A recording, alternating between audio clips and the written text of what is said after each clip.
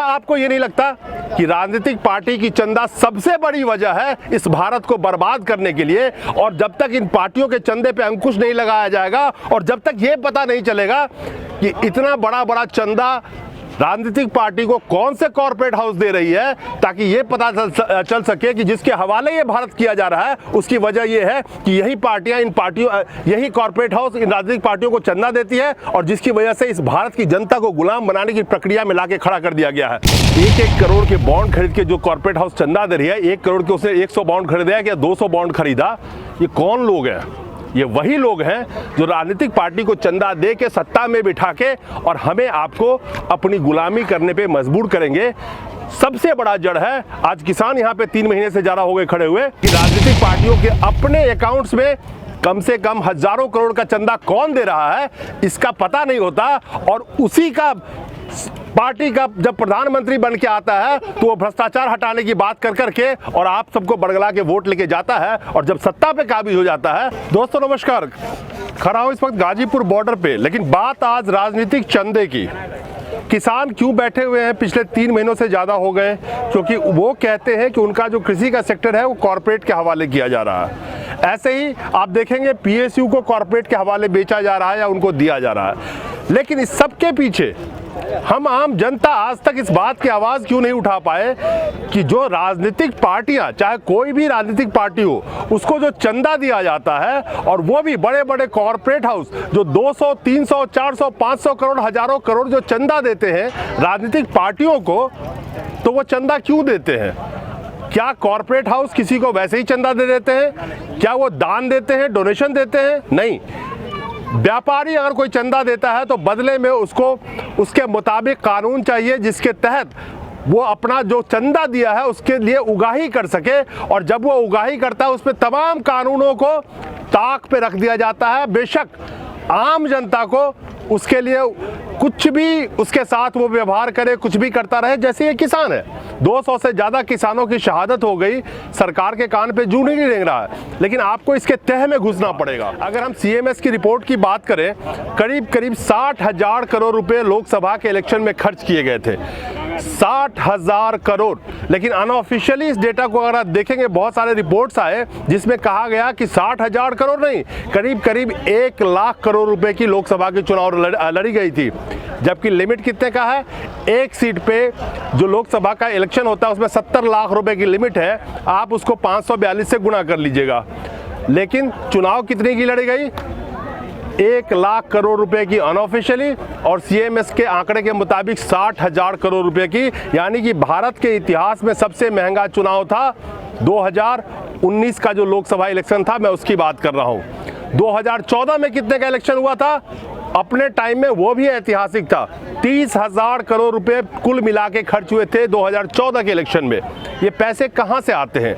आखिर कौन सा ऐसा कॉर्पोरेट हाउस है जो राजनीतिक पार्टियों को चंदा देता है? और आज जब से भारत आज़ाद हुआ, जितनी भी पॉलिटिकल पार्टीज हैं, उनके चंदे की बात जब पब्लिक आम जनता करती है, वो आरटीआई के दायरे में नहीं आएगा, उसका कोई ट्रांसपेरेंसी नहीं है।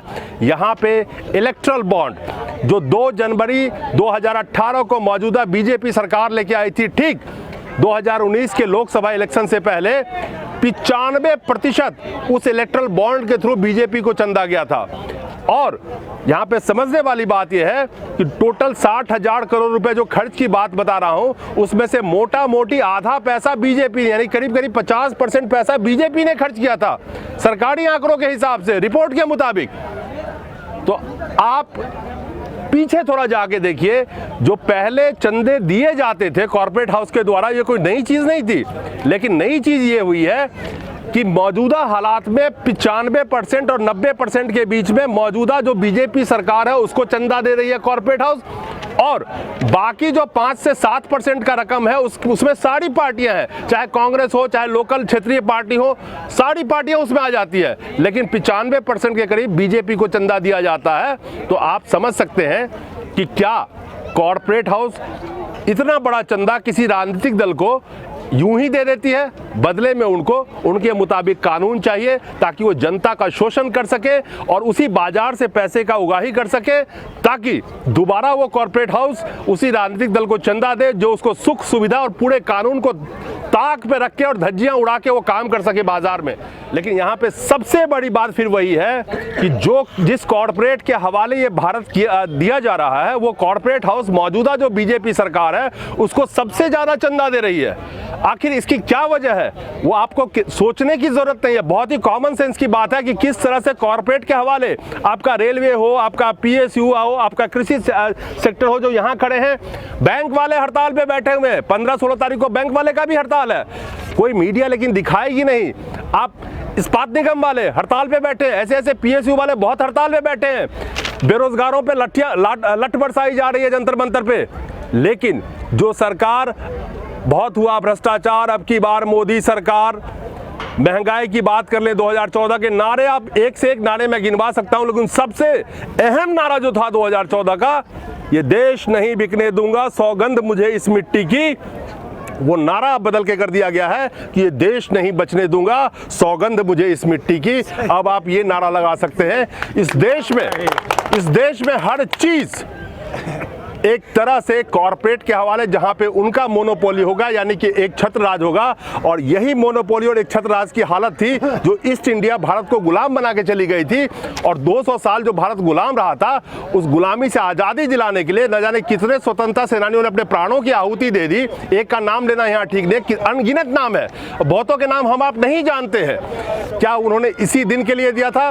पीछे जो 2 रिपोर्टें आई, चाहे आप फ्रीडम हाउस की रिपोर्ट की बात कर ले या स्वीडिश की संस्था की रिपोर्ट की बात कर ले, फ्रीडम हाउस ने कहा कि भारत आंशिक रूप से आजाद बच गया है। स्वीडिश की संस्था कह रही है कि ऑटोक्रेसी की तरफ जा रहा है, यानी कि निरंकुशता की तरफ जा रहा है। क्या आपको नहीं लगता, मैं एक सवाल आप सबके सामने रखना चाहता हूं कि क्या आपको ये नहीं लगता कि राजनीतिक पार्टी की चंदा सबसे बड़ी वजह है इस भारत को बर्बाद करने के लिए? और जब तक इन पार्टियों के चंदे पे अंकुश नहीं लगाया जाएगा और जब तक ये पता नहीं चलेगा कि इतना बड़ा चंदा राजनीतिक पार्टी को कौन से कॉर्पोरेट हाउस दे रही है, ताकि ये पता चल सके कि जिसके हवाले ये भारत किया जा रहा है उसकी वजह ये है कि यही कॉर्पोरेट हाउस इन राजनीतिक पार्टियों को चंदा देती है और जिसकी वजह से इस भारत की जनता को गुलाम बनाने की प्रक्रिया में लाके खड़ा कर दिया गया है। जरा सोचिएगा। और सबसे अहम सवाल, ये बीमारी, इतनी बड़ी बीमारी, अगर इसको आप सोचेंगे, जरा सोचिएगा, जब तक राजनीतिक पार्टी अपने चंदे का हिसाब किताब जनता के सामने नहीं रखेगी, उसको RTI के दायरे में नहीं लाएगी, और कौन सी कॉर्पोरेट हाउस किसको कितना चंदा दे रही है, फ्री में चंदा कोई किसी को नहीं देता 1 रुपये। इसमें एक अहम चीज आपको मैं और बता दूं, अब यहां ध्यान दीजिए, जो बॉन्ड बेचे गए थे इलेक्ट्रल बॉन्ड, उसमें 1 करोड़ के बॉन्ड थे 5,981, 12,773 बॉन्ड जो बेचे गए थे, उसमें से 5,981 बॉन्ड 1 करोड़ रुपए के थे। 10 लाख के बॉन्ड थे 4,943, 1 लाख के बॉन्ड थे 1,731 और 1,000 से 10,000 के बॉन्ड थे 118। 1 करोड़ का बॉन्ड, क्या ये आम आदमी चंदा दे रहे हैं राजनीतिक पार्टी को? नहीं दे रहे हैं। 1 से 10,000 के बॉन्ड थे मात्र 118। क्या 1-1 करोड़ के बॉन्ड खरीद के जो कॉर्पोरेट हाउस चंदा दे रही है, 1 करोड़ के उसने 100 बॉन्ड खरीदा है, क्या 200 बॉन्ड खरीदा? ये कौन लोग हैं? ये वही लोग हैं जो राजनीतिक पार्टी को चंदा दे के सत्ता में बिठा के और हमें आपको अपनी गुलामी करने पे मजबूर करेंगे। सबसे बड़ा जड़ है, आज किसान यहाँ पे 3 महीने से ज़्यादा हो गए खड़े हुए, इस देश को बर्बाद करने में तमाम राजनीतिक पार्टी की बात कर रहा हूं। ये पॉलिटिकल फंडिंग पे जब तक कमान नहीं कसेगी और जनता इसके लिए खड़ी नहीं होगी, हमारे आपके एक एक पैसे का हिसाब रखने के लिए इनकम टैक्स और ईडी को छोड़ दिया जाता है। छोटे मोटे व्यापारी हो, कोई आवाज उठाए उसके सामने ईडी चाहे इनकम टैक्स का रेट पड़ जाए, लेकिन राजनीतिक पार्टियों के अपने अकाउंट्स में कम से कम हजारों करोड़ का चंदा कौन दे रहा है इसका पता नहीं होता। और उसी का पार्टी का जब प्रधानमंत्री बन के आता है तो वो भ्रष्टाचार हटाने की बात कर करके और आप सबको बड़गला के वोट लेके जाता है, और जब सत्ता पे काबिज हो जाता है तो ऐसे ही आप रोड पे आ जाते हैं। सोचिएगा, समझिएगा। नमस्कार।